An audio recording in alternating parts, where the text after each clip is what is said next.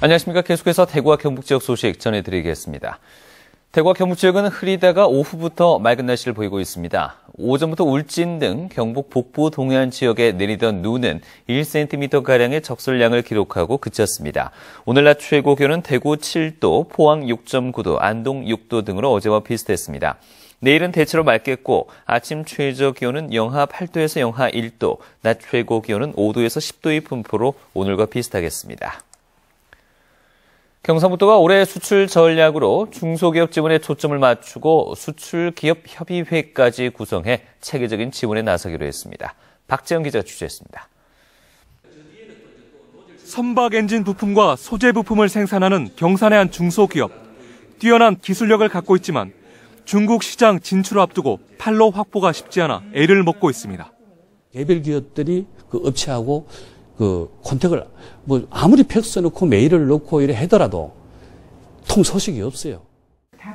중소기업들의 이런 애로사항을 해결하기 위해 경상북도 수출기업협의회가 구성돼 수출 관련 금융과 법률, 컨설팅 등 종합 서비스로 체계적인 지원에 나섭니다. 기관과 네트워크를 구축하고 해외 시장 개척 노하우를 공유하는 등 기업들이 피부로 느끼도록 유용한 정보를 제공할 계획입니다. 같은 행사를 하더라도 실질적으로 체감 온도는 달라지도록 하는 게 저희가 이 외국 바이어하고 상대해야 되는 이 수출을 하는 기업들은 일하는 방법도 좀 다르게 하자. 이게 이제 저희 경소협의 경상북도의 중소기업 수출 비중은 30%로 지난 10년 사이 2배가량 증가했습니다. 수출 지원책도 국제 정세와 정부 정책에 출렁이는 대기업보다는 중소기업으로 무게 중심이 이동하고 있습니다.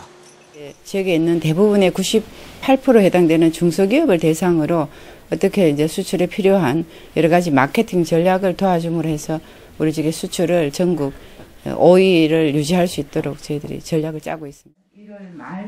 경상북도 수출기업협의회가 중소기업의 수출 전진 기지로 자리매김할 수 있을지 주목됩니다. MBC 뉴스 박재영입니다. 경상북도의회 문화환경위원회 이진락 의원은 2003년 유대회 이후 어렵게 대구시로부터 받은 잉여금 150억 원을 경북체육회가 7년간 은행 금고에 잠재우고 있다며 체육회 청사 신축을 위한 토지 매입 등 체육 발전에 미리 사용했어야 했다며 경북도체육회를 질타했습니다. 경북체육회는 도청 이전 상황과 수익 사업을 할 수 없다는 규정 탓에 잉여금을 은행에 예치할 수밖에 없었다고 해명했습니다. 대구미술관은 지난해 말 지역업체인 유성건설 김인환 회장이 미술품 456점을 기증하고 싶다는 의사를 밝혀 작품 목록을 전달받았고 이 가운데 일부를 기증받았다고 밝혔습니다. 기증 작품에는 이우환의 조응과 바람과 함께를 비롯해 대구 출신 이인성 그리고 이응노와 최영림 같은 걸출한 국내 작가와 프랑스 유명 작가의 작품도 포함됐습니다. 또 제일동포 하정웅 수립문화재단 이사장이 46점을 대구미술관에 기증하기로 했는데 하 이사장은 전국 공공미술관에 약 10,000점의 미술품을 기증해오고 있습니다. 김천과 고령, 합천, 진주, 통영, 거제 등 6개 기초단체장은 오늘 김천혁신도시에서 김천-거제 간 남부내륙철도 건설 사업의 조기 착수를 위한 간담회를 열었습니다. 이들은 정부가 비용 대비 편익이 지극히 낮은 다른 철도 노선도 추진하고 있는데 남부내륙철도 건설 사업 추진은 더디다며 대통령 공약 사항인 이 사업이 조속히 이행될 수 있도록 정부에 강력히 건의하기로 했습니다. 영주에 있는 동양대학교의 경기도 동두천시 이전에 속도가 붙고 있습니다. 동두천 캠퍼스는 당장 내년부터 학생을 받게 되는데 영주에서는 인구 감소와 함께 지역경제 위축을 우려하는 목소리가 커지고 있습니다. 박근식 기자입니다. 동양대는 지난 2012년 주한 미군 철수 계획에 따라 동두천 주둔 미군의 반환 예정 부지 11만 제곱미터에 6개 학과를 이전하기로 했습니다. 지난 2009년 주한미군 반환공여구역 특별법이 시행되면서 지방대의 수도권 이전 금지 규제가 풀렸기 때문입니다. 이전 첫 해인 내년도 동두천 캠퍼스의 입학 정원은 학부와 대학원을 합쳐 463명이지만 2019년부터는 학부생만도 1,600명으로 늘어납니다. 현 동양대 전교생의 40% 가까이 동두천으로 가는 겁니다.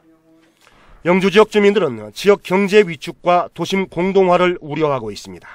지역 경제도 말이 아니고 원룸 지은 사람들은 다 쪽박 차야 되는 형편이고 이 슈퍼라든가 뭐 음식점이라든가 이런 것도 문을 닫아야 될 형편입니다. 영주 캠퍼스의 학생 수 추가 감소 가능성도 있어 주민 불안은 더욱 증폭되고 있습니다. 2018년이면 대학 정원과 입학 자원이 역전돼 신입생 확보가 어려운 데다 교육부가 학생 수 감축을 결정할 경우 영주 캠퍼스 감축이 유력시 된다는 이유입니다. 걱정이 많죠. 대학을 뺏어가려고 하는 그런 일이 있는 것 같아가지고 주민들도 이제 이래서 가지고 같이 이제 학생 수가 될 수 있는 대로 안 줄 수 있도록 노력을 해야죠. 학생 확보를 위한 절박한 결정이었다며 수도권 이전을 확정했거나 추진 중인 지방대학은 동양대를 포함해 모두 13개. 수도권 지자체들은 미군 부대가 떠나면서 우려했던 경기 침체를 대학 유치로 해결했다며 환영 일색인 반면 지역민들은 또다시 상대적 박탈감에 고개를 떨구고 있습니다. MBC 뉴스 박근식입니다.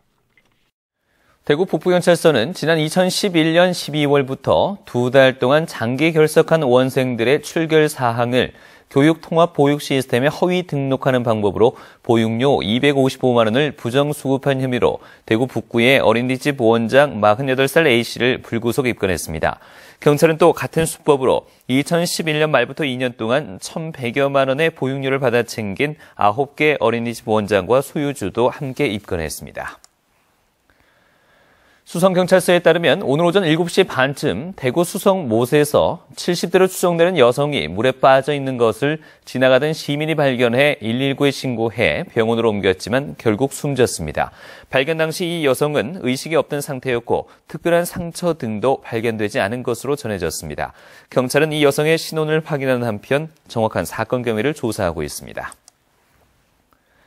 대구 북부경찰서는 지난해 1월 아파트 계단에서 넘어져 요추 골절상을 입자 건설 노동자 44살 이모 씨 등 2명과 짜고 공사장에서 일을 하다 다친 것으로 산업재해보험금을 신청해 5천만 원을 부정수급한 혐의로 57살 김모 씨 등 3명을 불구속 입건했습니다. 경찰은 이들과 같은 수법으로 산재보험금 1,300여만 원을 타낸 2명도 함께 입건하는 등 수사를 확대하고 있습니다. 지금까지 대구에서 전해드렸습니다. 고맙습니다.